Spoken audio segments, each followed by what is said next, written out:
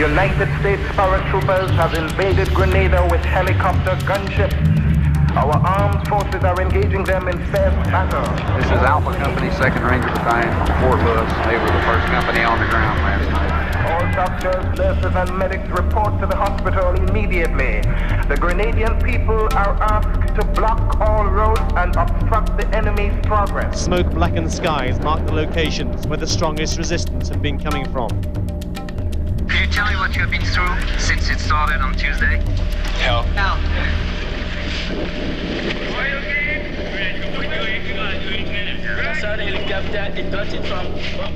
Tonight we report from the island in the sun and in the news. For the first time, the Americans, who allowed only their own news teams in, showed how their heavy artillery was trying to pound the opposition forces into an early submission. The president intends to keep the troops there about 5 to 7 days. He wants to get in, accomplish the mission, and get out quickly. In the words of one American officer, they were using whatever it takes to free the island. Russian and Cuban ammunition was found, as well as communications equipment.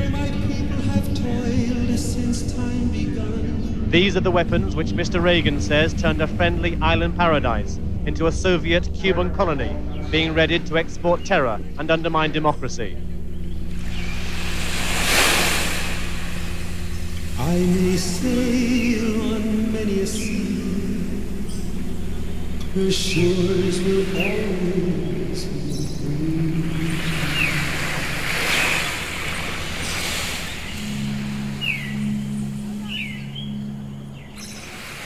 You know, it's, I take it very personally. I take it very, very personally. I feel an affront against me as a Grenadian, what happened. I take it personally. Don't take anything personally. It's not against you. Yes, it is against me. It was my country. It was my process. I was giving my life for that. I believed in that, you know? And I still feel hurt, wounded, and betrayed.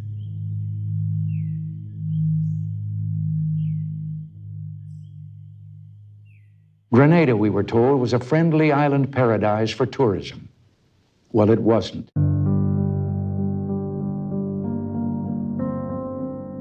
It's October 27th, 1983, and President Ronald Reagan is sitting at his desk in the Oval Office. It was a Soviet-Cuban colony being readied as a major military bastion to export terror and undermine democracy.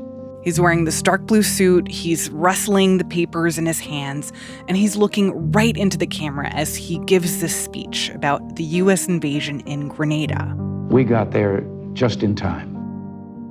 What many people did not know at the time was that a mile north of the White House, at the Embassy of Grenada, the lights were out, the doors were locked, the mail was unopened on the doorstep, and the ambassador of Grenada, Decima Williams, was in hiding. I take it very personally.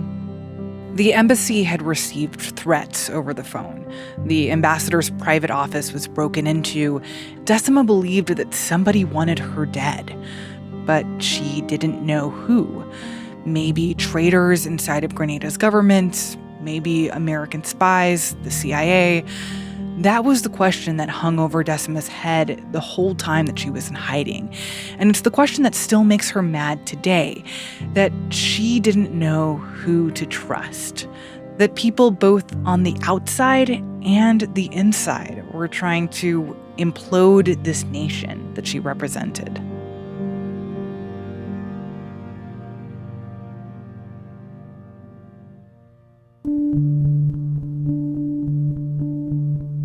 So, earlier this year, we got an email from Martine Powers, who's the host of Post Reports, the daily news podcast from the Washington Post. This is Post Reports. I'm Martine Powers.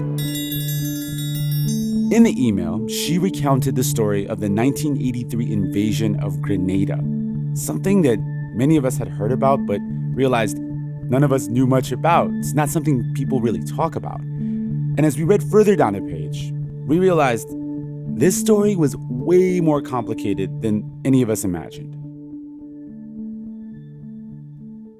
So, Martine, what is it about the 1983 invasion of Grenada that's so important? Why does it matter now?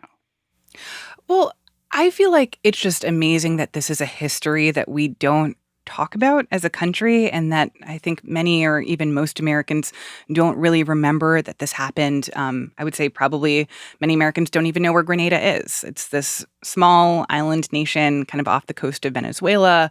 It's a former British colony, English speaking. But when the U.S. invaded Grenada, it was the most significant military action that the U.S. had done since the Vietnam War. Wow. And so this was a big deal at the time. And I think there's also a tension between the stories that we tell about what happened in Grenada in 1983. Because there's this one story that's about President Ronald Reagan and about the Cold War and about what led the U.S. to get to this point of invading this island that many Americans hadn't even heard of. But then there's this other story that we talk about even less, which was what was happening in Grenada. And that story is a story of revolution and of resistance and Black power and dreams that were held by Black people in the Caribbean and in the U.S. and around the world. And so I wanted to tell both of those stories. And what got you interested in this? What's your connection to Grenada? So my mom is from the Caribbean. She's from Trinidad and Tobago. And my parents actually just moved to Grenada a few years ago. So they live there now. I go and visit them as often as I can. And what I found really fascinating is that they have met so many people there who were around for the invasion and have very strong memories of what it was like to be on the receiving end of that. And many of those people have feelings and emotions about what happened that are still very strong. One of the people that I got to meet through my parents is Decima Williams, the former ambassador, who was really kind of at the center of what happened, knew all the people who were major players in this big moment in history. And through talking to her, I got a real sense of how unresolved this is for so many Grenadians. I'm Ramtin Arablouei. And I'm Martine Powers from Post Reports. Martine will be guest hosting this episode of Throughline. And when we come back, we meet Decima Williams.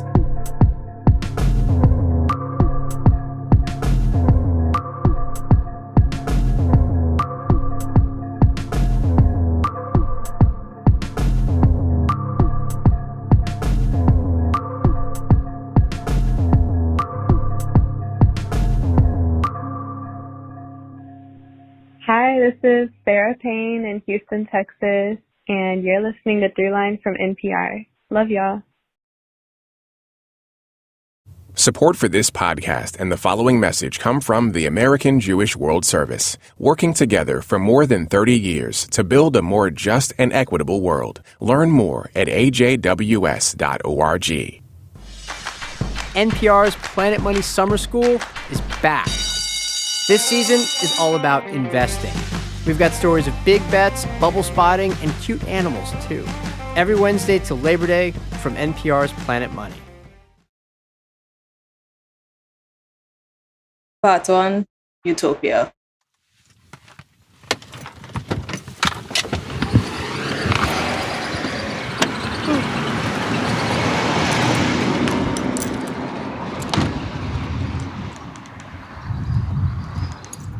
Hi, how are you? Happy to see you. Good to see you. Thank you for coming up. Thank you for letting me come bother you with all my questions. A few months ago, I went over to the house of Decima Williams. She is Grenada's former ambassador to the U.S. We met her at the top. She lives on the eastern coast of Grenada. And in addition to being the former ambassador, she's also a family friend. By the way, my dad made biscuits. So he wanted me to bring some for you, so I can just put them right here. They're pretty good, if I do say so much. I mean, I didn't make them, so I don't know why. Decima is in her 60s, and she has perfect posture. She has these long, thin hands, and she moves very gracefully. Her dresses are always very well pressed. She goes to church every Sunday, and she has this big, beautiful organic garden. Mangoes. The thing that you don't realize when you see Decima is that she is also a revolutionary, and she has been that way ever since she was a little kid. I had grown up in the countryside, And at the age of 7, I became a volunteer in the health clinic in my community. So these were children, who had colds or other health issues.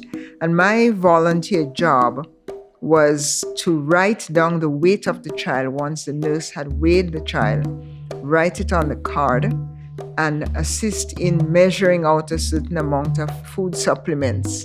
And I remember seeing ill and poor children and their parents, especially the mothers. And it jolted me, it shocked me, and it hurt me. And I vowed that I would do something to end that. Because you felt like if there was a better government in place, that you could have a country where we weren't worried about malnutrition among people who lived in. Correct. I associated it with slavery, with colonization, with poverty, with what was then called underdevelopment, and I was committed to end that. Those things that Decima just mentioned, slavery, colonization, poverty, underdevelopment, they were all problems embodied in this guy. Now is the time for goodwill. Now is the time for unity. Now is the time for reconstruction. That is Grenada's first prime minister, Eric Gairy. And to build a Grenada for ourselves and for posterity. Eric Gairy had been the leader of Grenada since 1967, from back when it was still a British colony. He had even been knighted by the Queen. Gairy had an unshakable belief in his own leadership and authority. But by the late 1970s, there was resistance. People called him power-hungry. They complained that life for regular Grenadians was getting worse and not better, and they protested. Strikes, riots, and street demonstrations disfigured the island. Food and fuel were scarce. Essential services were paralyzed. Demonstrations were a daily event, as hundreds of Grenadians called for the resignation of the government. And at the same time, Gairy was developing this reputation for brutality. There were secret police, disappearances, accusations of rigged elections. People compared him to brutal dictators like Uganda's Idi Amin. This was from a press conference that Gairy gave in 1974. People have tried to get rid of me, and I don't think they can make it. Lots of them who have tried are lying in the cemetery. How did they die, Prime Minister?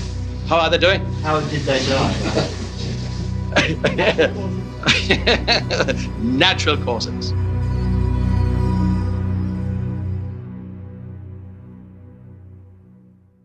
Many Grenadians believed that something needed to change.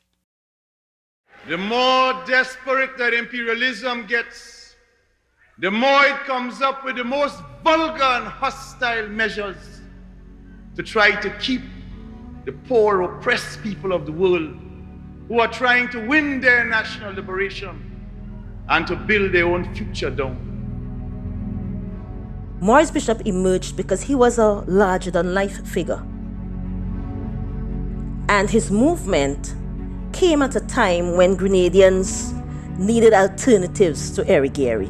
That is Wendy Grenade. She's a senior lecturer in political science at the University of the West Indies.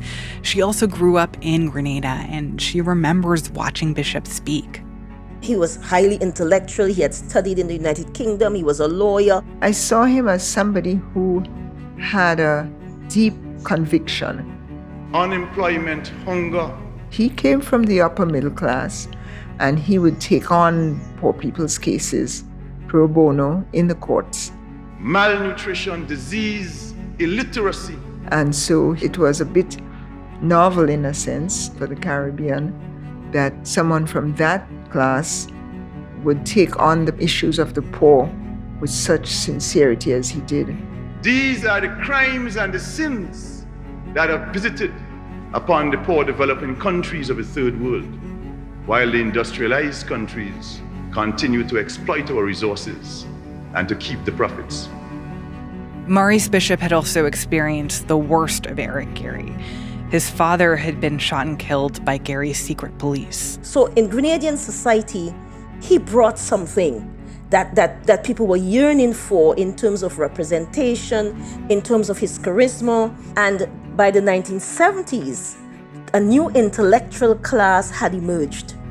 The new Jewel movement, led by well-educated radicals who seek Mr. Gary's removal by any means. The Jewel and the New Jewel Party stood for Joint Endeavor for Welfare, Education, and Liberation.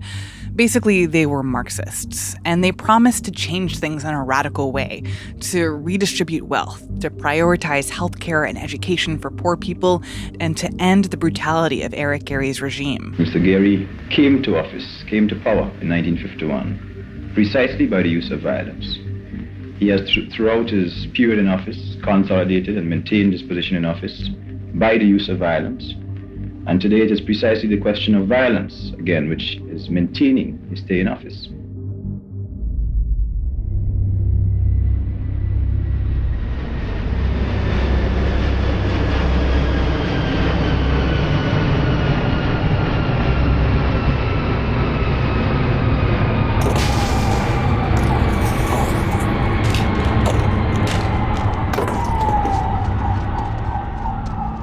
On the morning of March 13th, 1979, Eric Gary was in New York for talks at the UN. And that is when Maurice Bishop and dozens of members of the New Jewel movement made their move. They seized control of the army barracks, and then they seized the radio station and started broadcasting.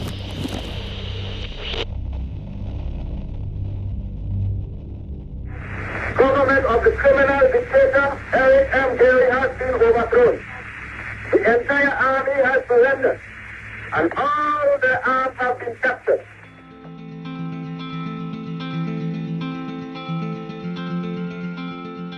I remember there was an announcement on the radio actually saying that the Gary's government has been overthrown and asking police officers and so to surrender, put up white flags. A revolutionary government has been formed. All religious rights and freedom are now restored. The people's rights to life and private property are hereby restored. When the whole thing was done, almost nobody had died. It was called a bloodless coup. It was a sign of this new era of progressive government. And the new prime minister was Maurice Bishop. Words from the leadership are totally unnecessary. Our people are fighting. Our people are ready. Imperialism will learn a lesson if imperialism comes to our country.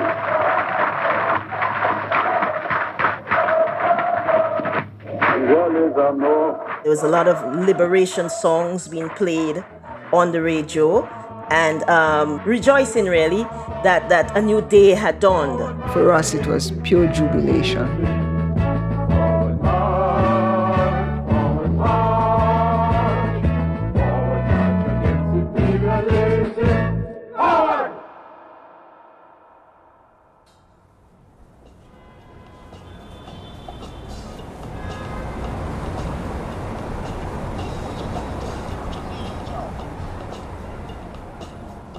At the time of the revolution, Decima was in D.C. getting her master's degree. But she was supporting Maurice Bishop from afar. In her free time, she fundraised for his New Jewel movement. And after he became the new prime minister, she got a phone call. She was told to head to the Grenadian embassy. I actually was a graduate student at American University. And I went from that to being ambassador in one day. It was certainly unexpected to give this job to a grad student.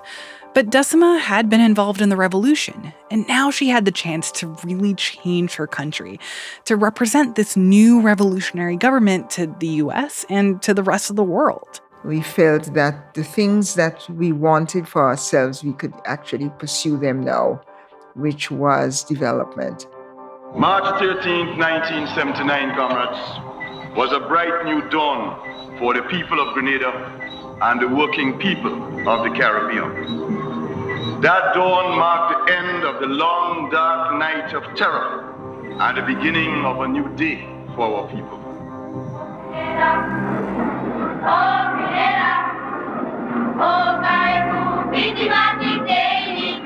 I mean, the whole goal of the revolution was about transformation. transformation politically, economically, and socially. And there was some tangible evidence of that transformation. There were new laws that raised how much women on plantations were paid. Equal pay for equal work. Paid maternity leave, scholarship programs, adult literacy programs. Free secondary education, which was very important. A new effort to produce vegetables for self-sufficiency. Back then it was eat what you grow what you eat. What we see happening now is the production of our goods put to the benefit of our people. Education and production. We are hardworking people, as everyone knows. So let us produce a little bit more. Long live free Grenada. Forward ever, backward never. The milk feeding program, house repair, school meals, construction of roads. And then there was this big plan to build a new airport with a longer runway to accommodate bigger planes. A boost in tourism is also hoped for when the new airport is operational. Officials have spoken in terms of a tripling of tourists. And that airport was made possible with aid from Cuba. It's the single biggest project any government in Grenada has ever undertaken. Unemployment dropped. Literacy rose. It might seem trite, but the country was plastered with big, affirmative, colorful, energizing billboards.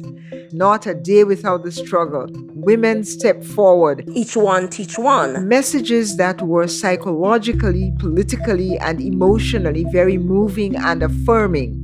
And then there was the power of having this new prime minister who was young and radical and could connect with ordinary people. Well, I only saw him up close once in my community. He was there with a T-shirt and what we call in Grenada water boots. It's like a boots that you would wear if you're doing agricultural work and so. And, you know, we were children and he was like almost playing with us in a way. And you felt that this is somebody that, oh, he's your prime minister, but he's right here. He showed up. And ordinary people felt this is somebody that they could identify with because he was saying to them things that they needed to hear. Looking at it in more material terms, I would say the greatest achievements have been in the area of social benefits, in terms of improvements in health, education. But in terms of foreign policy also, there have been important gains made. The U.S. government was wary of Maurice Bishop from the very beginning. He had suspended the Constitution. He didn't have any immediate plans to hold elections. And while he wasn't a communist per se, he was friends with Fidel Castro. He named his youngest son Vladimir Lenin.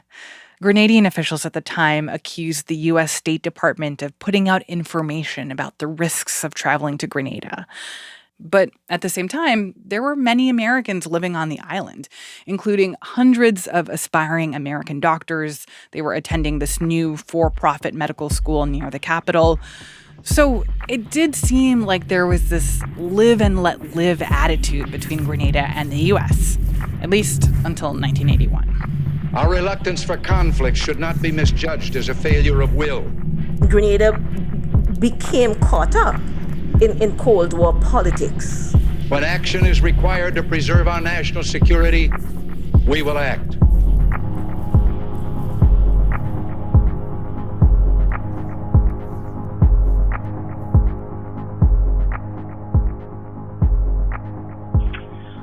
This is Preston Faulkner from Rochester, New York, and you're listening to Throughline from NPR.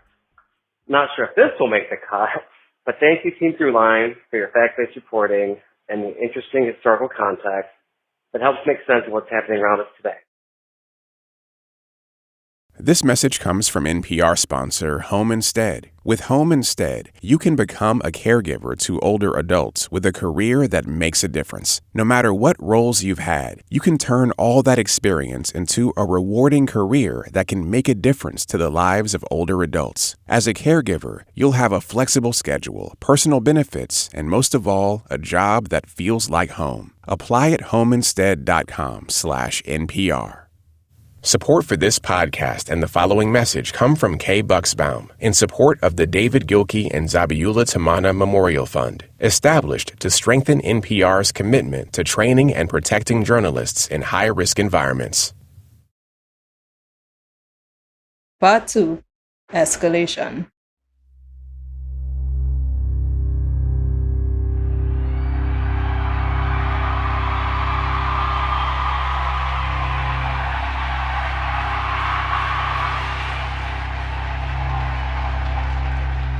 If we have 95% of predominantly African origin in our country, then we can have a dangerous appeal to 30 million black people in the United States. In the summer of 1983, Maurice Bishop came to the U.S., and he gave a speech at Hunter College in New York City. And I will certainly report your warmth, your enthusiasm, and your revolutionary support for our process when I return. There were hundreds of people in the crowd: Caribbean people, Africans, Black Americans, students, diplomats, women in church hats, and of course, as the ambassador, Decima was there. I was seated on the platform. It was a piece of history not to be missed. Grenada is different to Cuba and Nicaragua. And the Grenada Revolution is in one sense even worse, using their language, than the Cuban and Nicaraguan revolutions, because the people of Grenada and the leadership of Grenada speaks English and therefore can communicate directly to the people of the United States.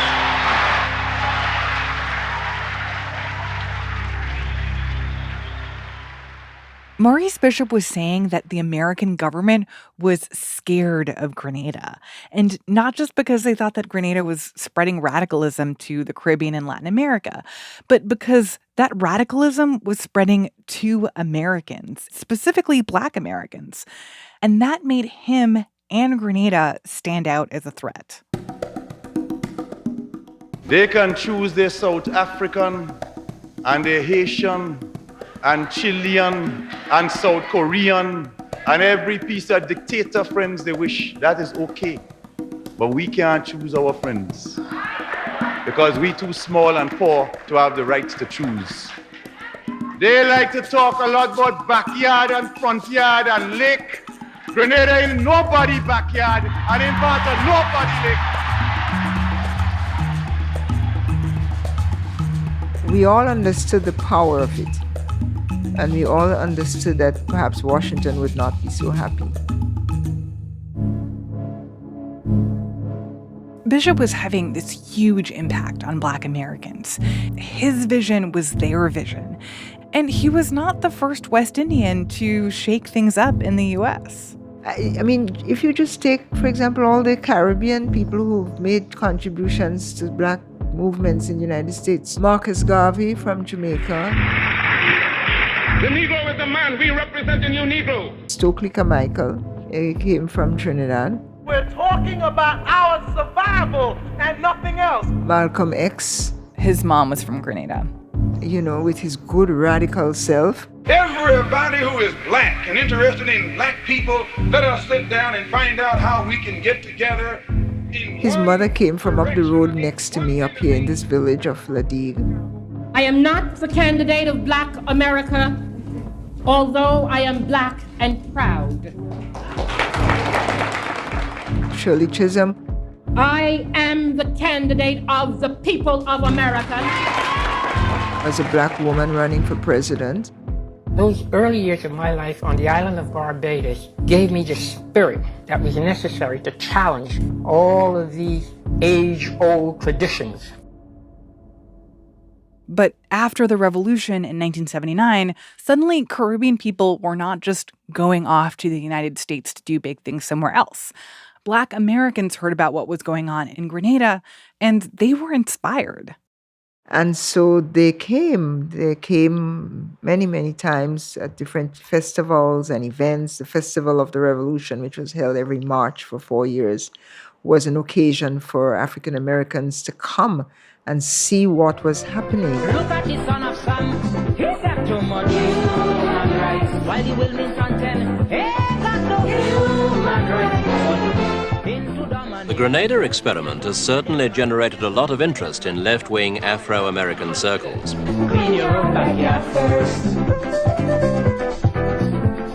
It what was happening in Grenada was an affirmation where black people could govern themselves and take charge and go in a different direction that suited them.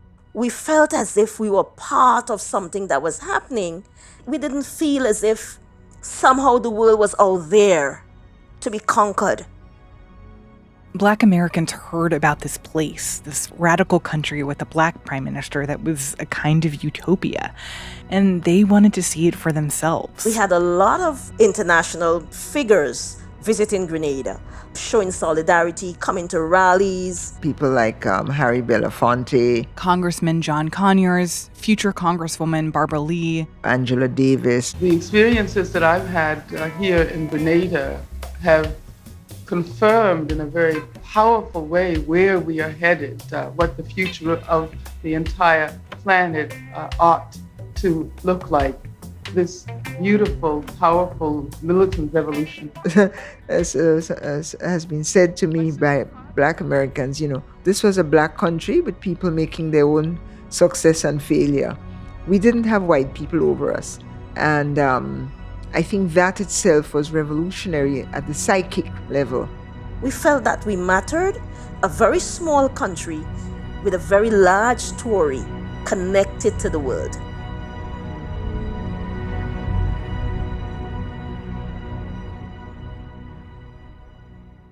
One of the heads of state that I met with on this visit told me the story about the two fellows in the Soviet Union who were walking down the street, and the one of them says, "Have we really achieved full communism? Is this it? Is this now full communism?" And the other one said, "Oh, hell no, things are going to get a lot worse." The voice of Radio Free Grenada is often a lonely one, and the new Reagan administration in Washington could make it lonelier still. President Reagan came in, and of course, the Republican forces in the United States felt that President Carter was too soft, and America needed to reclaim its preeminence in the world. We were in the Cold War, in a bipolar world where it was the USSR and the United States. And countries in the developing world became satellites of either the United States or the USSR. Everybody was wondering the politics of it, you see, because Reagan and Grenada were going to clash. For months, Decima had been working behind the scenes to try to improve the relationship between her country and the U.S. government. Things had not been great under Jimmy Carter, but under Ronald Reagan's administration, they got way worse. They didn't like her government. They didn't even think that she was a real diplomat. It did not escape me that I was not only young, but I was black and female. And if I were to forget, I was reminded sometimes in pretty nasty ways. In fact, the American government never officially recognized Decima as a diplomat. They refused to accept her credentials. And that made it even harder for her when things escalated. How should we deal with the Soviet Union in the years ahead? By 1982, Reagan started ramping up his rhetoric about the Soviet Union. We have the strength to moderate Soviet behavior. We've done so in the past, and we can do so again. In March of 1983, Reagan gives his evil empire speech, talking about the existential threat posed by the Soviets. They are the focus of evil in the modern world. And then, just a couple weeks later, Reagan delivers a speech from the Oval Office to talk about the defense of the nation. The Soviets have built up a massive arsenal of new strategic nuclear weapons that can strike directly at the United States. Reagan wants Congress to invest a huge amount of money in this new nuclear defense system. And he brings up all these reasons why it's necessary. Because of things happening in the Soviet Union, because of things happening in Cuba, but also because of things happening in this tiny country at the bottom of the Caribbean. On the small island of Grenada, at the southern end of the Caribbean chain, the Cubans, with Soviet financing and backing, are in the process of building an airfield with a 10,000-foot runway. Grenada doesn't even have an air force. Who is it intended for?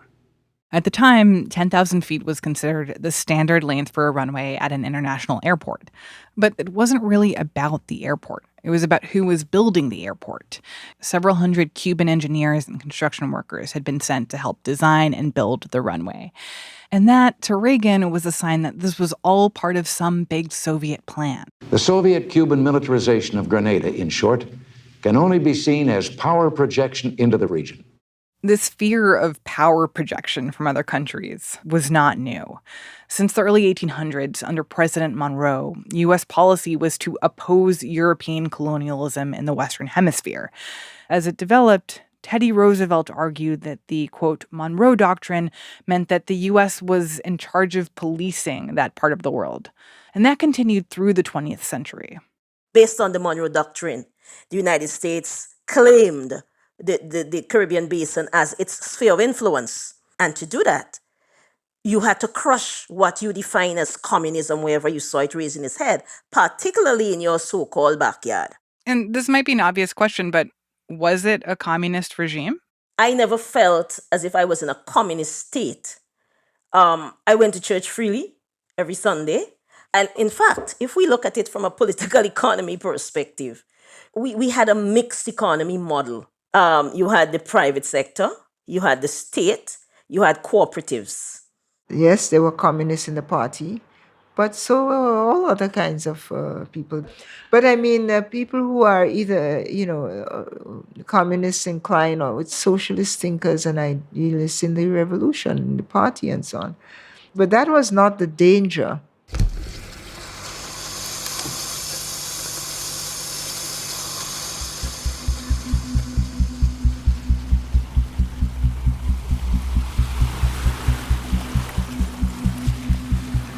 These people understand very well that a revolution means a new situation.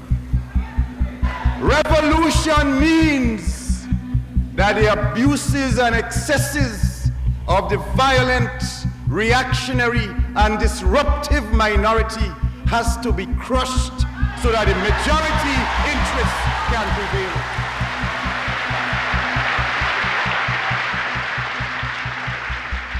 Some of these accusations from the U.S. government of Grenada becoming a Soviet military bastion, they struck a lot of people as totally bogus. But there were also real concerns about how Maurice Bishop was governing. To be honest, we had, in terms of human rights violations, that was part of the sort of the weaknesses and flaws of the revolution in terms of intolerance for dissent. People were thrown in jail for speaking out against the government. 4 years after the revolution, still no election had been held. And Decima Williams says there was a feeling that you could not openly criticize Maurice Bishop. It was a single-party state. In practice, no opposition was tolerated. I speak for myself, and I know many others, we were completely carried forward by the positive development changes that were happening in the country. I, for one, I was fixed on that. I was studying economic development before, and I could see it happening, and it moved me. At the same time, I didn't turn a completely blind eye to the fact that, for example, a former teacher of mine was arrested, not charged, but thrown in jail. And I was disturbed about that. There was no evidence provided, but I think that he was treated very harshly, and many others.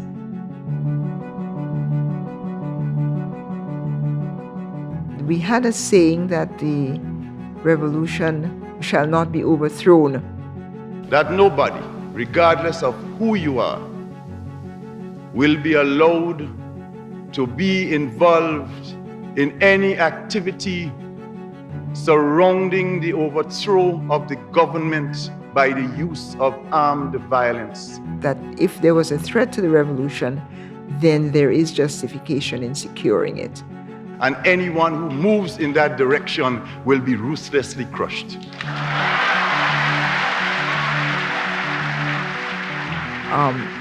Was that always, justified or exceeded? Well, the record stands. The thing is, this is where the record also gets complicated. Maurice Bishop did come down hard on opposition. He did talk about ruthlessly crushing people who wanted to overthrow the government. And yet, looking back, some Grenadians now say that he didn't come down hard enough because of what happened next. In the fall of 1983, Decima started to notice that things were off. She would call cabinet members and colleagues from her office in D.C., and they would seem distracted and unfocused. Then the foreign minister told her that there was some, quote, trouble on the island. At the same time, strange things were happening in D.C.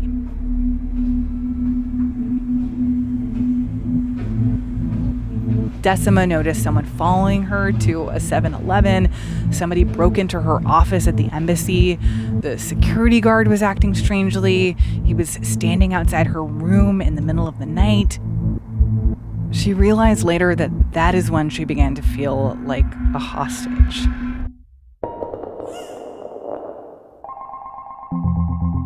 Then another phone call. The deputy prime minister had staged a government takeover. He and others in the party were communist hardliners who wanted to go in a more radical direction, and they placed Maurice Bishop under house arrest. He stayed there for a week until a crowd gathered outside. This crowd that included children and teenagers and Wendy Grenade. I still recall that the crowd was saying, we want our leader. This mass of people pushed down the gate where Bishop was held, and they got him out.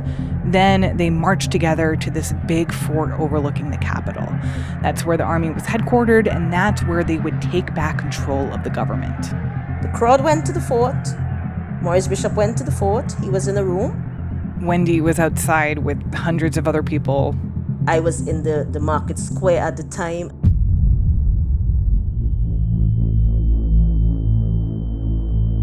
It was the loudest explosion I ever heard in my life. Witnesses heard the sound of machine guns, and then they say they saw black smoke coming from the fort, probably from grenade launchers.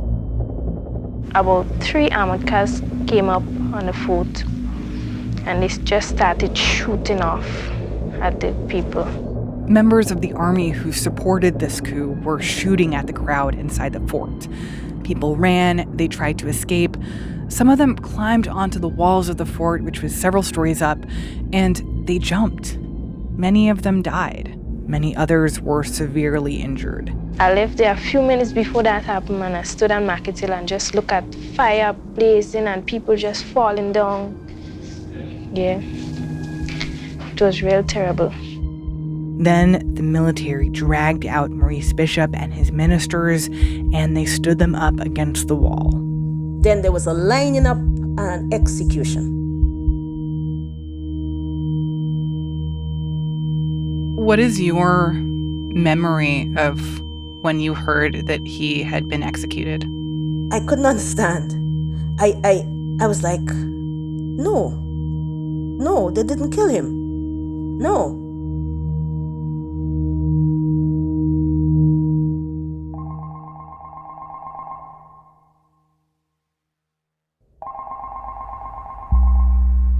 Back in D.C., a phone rang at the embassy. The prime minister was killed. The foreign minister was killed.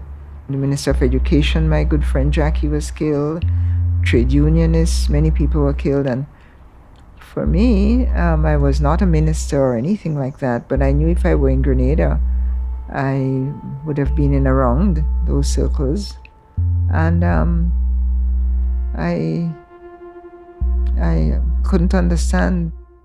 In that moment, Decima was also terrified. She knew that she was being followed. She knew that there were people inside the embassy who might see her as a target, Grenadians or even Americans. She grabbed her passport and a radio and she went into hiding because Decima also knew what was coming next.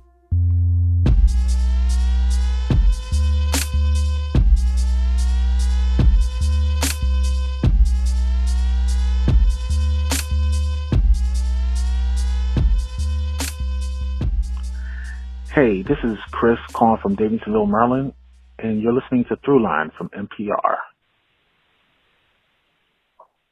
This message comes from NPR sponsor Capital One. Ready for a new ride, but not sure where to start? Try the tool designed to make car shopping and financing easier. With Capital One Auto Navigator, you can find a car and get pre-qualified instantly. Then see your real rate and monthly payment without impacting your credit score. It's so simple, you might feel like you're taking the easy way out. That's because you are. Capital One. What's in your wallet? Terms and conditions apply. Find out more at CapitalOne.com/autonavigator. Part 3. Urgent Fury. The days after the assassination of Maurice Bishop were objectively scary for everyone on the island.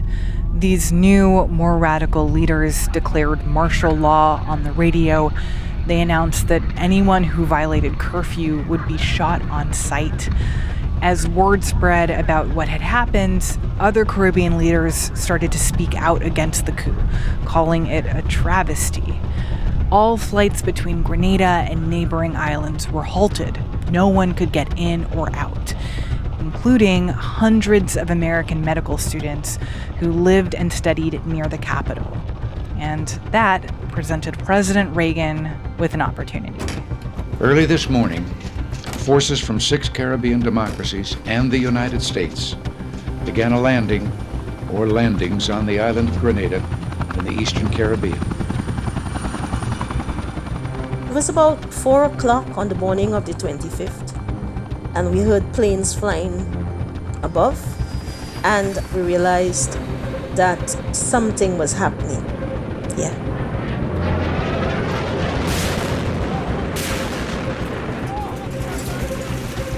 United States paratroopers have invaded Grenada with helicopter gunships. Our armed forces are engaging them in fierce battle. We have taken this decisive action for 3 reasons. The Grenadian people are asked to block all roads and obstruct the enemy's progress. First, and overriding importance, to protect innocent lives, including up to 1,000 Americans whose personal safety is, of course, my paramount concern. There were bombings. We heard a lot of it because where we were located. Second, to forestall further chaos. Every glass in the house was smashed. The whole room was smashed up. They bombed Then the house. they bombed the house, yes. And third, to assist in the restoration of conditions of law and order and of governmental institutions to the island of Grenada, where a brutal group of leftist thugs violently seized power, killing the prime minister, 3 cabinet members, 2 labor leaders, and other civilians, including children. Operation Urgent Fury. That was the name. The initial operation of landing, securing the immediate targets, taking control of the airports, completely successful. There was never any doubt that the invasion would be successful. In total, it took 4 days. But there were significant casualties. 19 members of the U.S. military died. One of these deaths and multiple injuries were later found to be the result of friendly fire. Several dozen Grenadians were killed, including the patients at a psychiatric hospital that was accidentally bombed by the Americans. 24 of the Cuban soldiers who were working on the airport also died. But after a few days, the American medical students were evacuated. Mr. President, as late as yesterday, your own spokesman said that Americans on Grenada were in no danger. Did you have information that things had changed? They were in no danger in the sense of that right now anything was being done to them. This was a case of not waiting until something actually happened to them. In the final hours of the battle for Grenada, the Americans were still pouring in more combat troops who arrived at the new airport, one wave following another. These troops fanned out throughout the island looking for weapons, and they found them. Russian and Cuban ammunition was found, as well as communications equipment. And the Americans came in here, in the house? Yes, we Looking do. for who? For what? For guns, they said, in the roof. It was all there in such quantities that the Americans believed this to be the makings of a full-scale military base. Grenada, we were told, was a friendly island paradise for tourism. Well, it wasn't.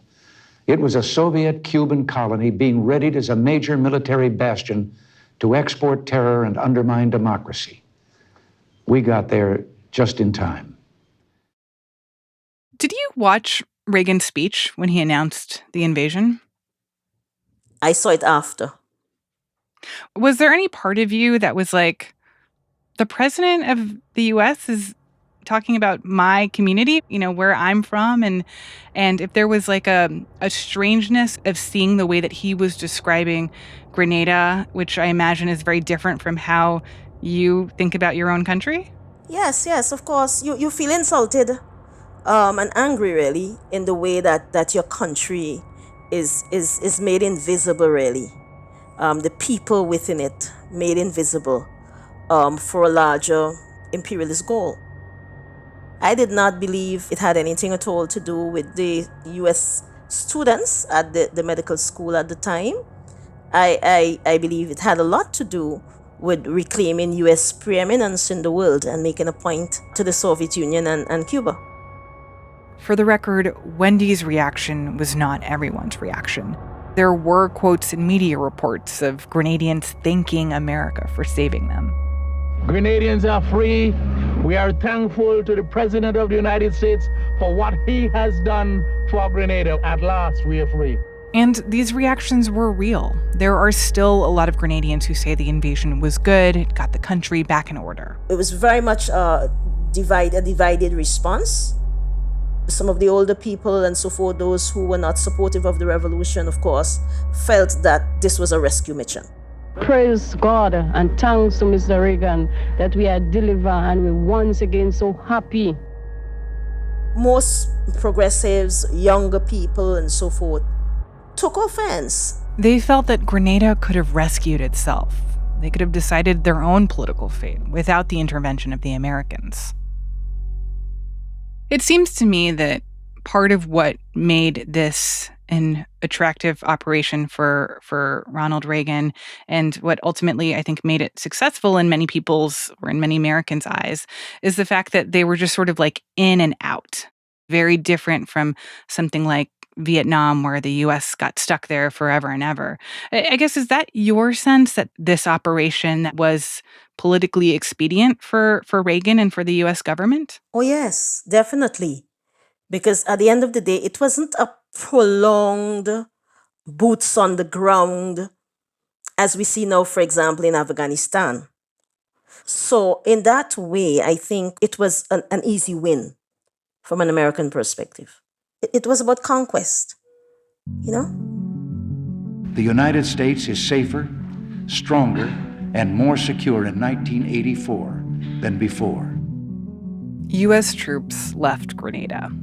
A little over a year later, there was an election won by a new party and prime minister who were very friendly to the U.S. and the U.K. By that time, Reagan had started running for re-election. And one of the big themes of his campaign was America is back. America is back, standing tall, looking to the 80s with courage, confidence, and hope. And at least in the U.S., this became the story of the invasion of Grenada, the story of either Reagan saving the med school students or Reagan being an opportunist in the middle of the Cold War, or even the story of how so many Americans can completely cease to remember that this even happened in the first place. But for me and for people in my family and for many people from this part of the Caribbean, this is not the part that we remember, or at least it's not the only part that we remember. I felt that I have never stopped grieving the loss of what happened on the 19th of October, 1983. Sometimes I, grieve it more than others. I've never stopped feeling what a terrible, terrible loss of human life, of spent opportunity and so on. And the sadness for me is that we were not really allowed, ourselves and those who invaded, we were not allowed to make and fix our errors. Once you kill somebody, that can't happen. And once you, invade and occupy and tell people that their lives had no value or meaning, well, then you destroy something for a long time. It's not killed, but it is set back enormously. Shortly after the invasion, Decima came out of hiding. She became a public and outspoken critic of the Reagan administration's decision to invade her country. But the invasion is still just one part of what she wishes could have gone differently. Had the revolution survived, and had Bishop been able to figure out which way forward, that it would have remained as something that was of value to neighbors and to the United States, as people thought that they didn't have to be so subservient within a democracy. And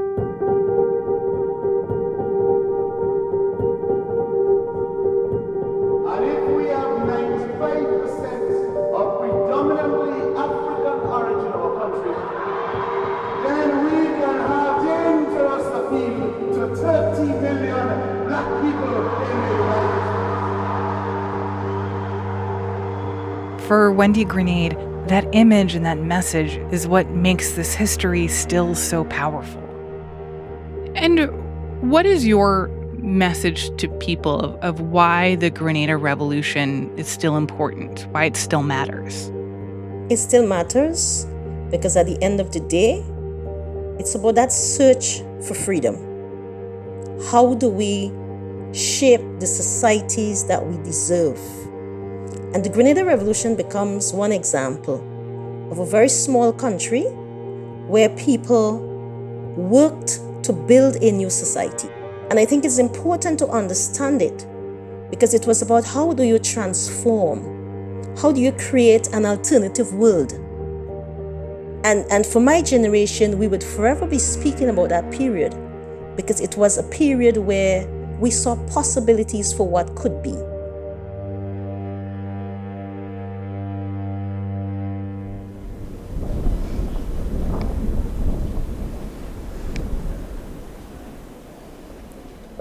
So right now we're in the middle of the courtyard at the fort, and there is a plaque here, and I'm going to read the plaque. It says, "In everlasting memory of Prime Minister Maurice Bishop," and then it lists names: Fitzroy Bain. A few months ago, I went to the fort in Grenada's capital where Maurice Bishop was killed to see where the executions took place. And when you're there, it's weird how immediate all of this history feels. You can walk right up to this 300-year-old wall where Bishop and his cabinet were shot, and you can still see the bullet holes. It's all right there.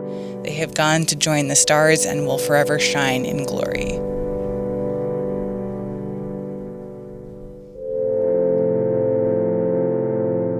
That was Martine Powers, host of Post Reports from The Washington Post.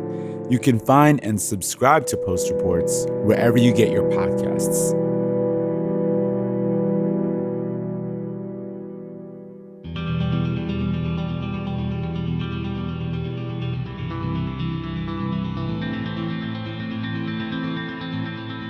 That's it for this week's show. I'm Ramteen Arablouei.